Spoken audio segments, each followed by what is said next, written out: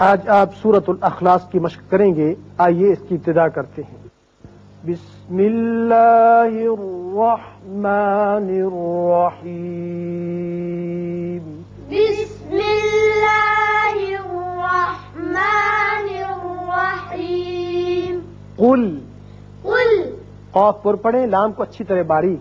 قل قل هو اللہ هو اللہ هو اللہ هو اللہ احد احد احد. احد. اب یہاں دیکھیے قاف پر ہوگا، لام باریک. هو اللہ، یہاں اللہ کا اسم ہے، اسم ذات.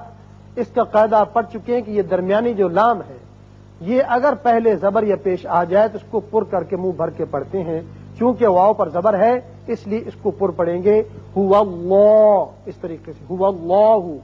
احد ہے لیکن یہاں آیت ختم ہوتی ہے لہذا دال ساکن ہو جائے گا اور اس کی صفت قلقلہ ادا کریں گے.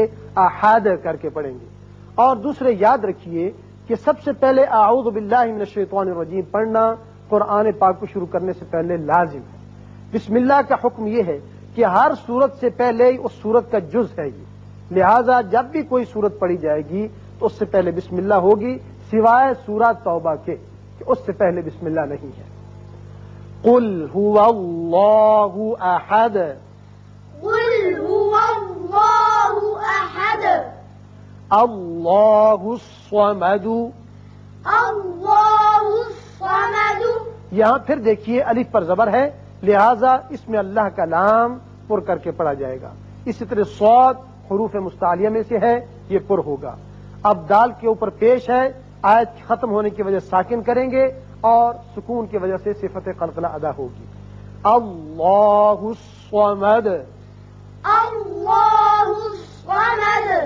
ایک اور قاعدہ یاد رکھیے، جب آپ اس آیت کو اس آیت سے ملانا چاہیں، اب یہاں دال کے اوپر دو پیش تنوین ہے. اب تنوین کی وجہ سے یہ الف کی زبر گر جائے گی اور ایک چھوٹا نون پیدا ہوگا زیر کے ساتھ، تو اس کو ملانے کی صورت میں یوں پڑھیں گے قل هو اللہ احد اللہ الصمد. اب اس صورت میں نلا جب کہیں گے تو یہ اس میں اللہ کا لام پھر باریک پڑھا جائے گا. آپ ملا کے ان دونوں کو پڑھ سکتے ہیں لیکن ایک نون قطنی پڑھا جائے گا. قل هو اللہ احد اللہ الصمد، اس طریقے سے. لم یلد، لم یلد. یہاں میم ساکن ہے، اظہار شفوی ہوگا. دال ساکن ہے، صفت قلقلہ. لم یلد لم یلد ولم یولد. ولم یولد. یہاں بھی میم ساکن ہے. آپ کو معلوم ہے کہ میم ساکن کے بعد میم اور با کو چھوڑ کر باقی 26 حروف میں سے کوئی بھی آ جائے تو وہاں میم کا اظہار ہوتا ہے. ولم لمبا نہیں کرتے. یولد دال ساکن ہے، صفت قلقلہ. یہاں وقف کی صورت میں بھی یا دال ساکن پڑھا جائے گا اور وصل کی صورت میں اگلی آیت سے ملانا چاہیں گے تب بھی یولد ہی پڑھیں گے. وَلَمْ يُولَدْ ولم یولد. لم یلد ولم یولد. لم یلد ولم یولد. یہاں دیکھیے یہ ایک علامت ہے 5 کی، یہ قائم مقام آیت کے ختم ہونے کے دائرے کی ہوتی ہے لیکن اوپر ہے لا لکھا ہوا، جس کے معنی ہے کہ یہاں وقف نہ کریں بلکہ ملا کر پڑھیں. وَلَمْ يَكُنْ لَهُ. ولم یکن لہ. یہاں میم پر اظہار ہوگا. اب نون ساکن کے بعد لام آ رہا ہے.